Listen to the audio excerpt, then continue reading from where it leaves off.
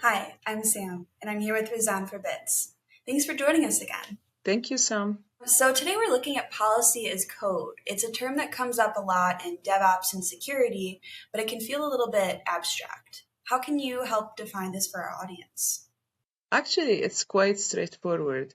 Policy as a code is the process of taking your high-level business or security requirements and turning them into an automated rules that the system can check itself. Instead of relying on a human to review checklists, the system treats your policy like software. It checks it every time a change is made. So it's less about a manual check-in and more about continuous monitoring. Exactly. The goal isn't always to block people from working. It's about real-time awareness. Most organizations find out about a policy violation weeks or months after it happens, usually during an audit. In Policy as a Code, it tells you the moment it occurs. So why is that speed so critical for security? In a modern environment, things move too fast for manual logs. Logs tell you what happened in the past, but they don't always explain the context of the change.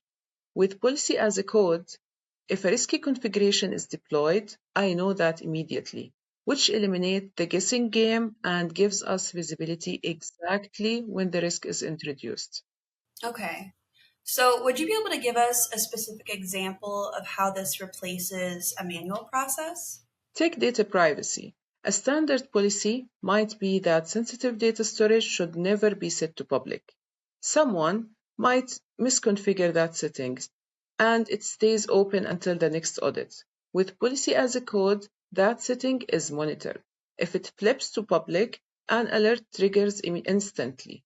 I know in that case what changed, where it happened, and I can address it before it becomes a breach.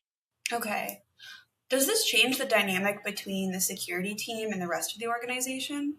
It definitely removes the friction of surprises, where security teams stop being reactive.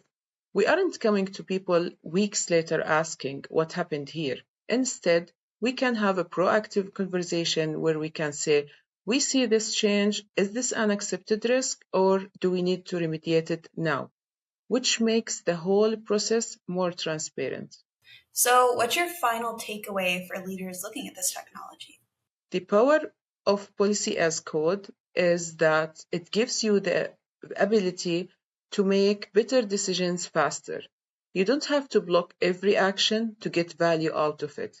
The real value is in the immediate knowledge. The sooner you know about the change, the better you can manage the risk. That's a great way to put it, Razan. Thanks for joining us to break that down. And thanks to those watching. We'll see you next time on Bits.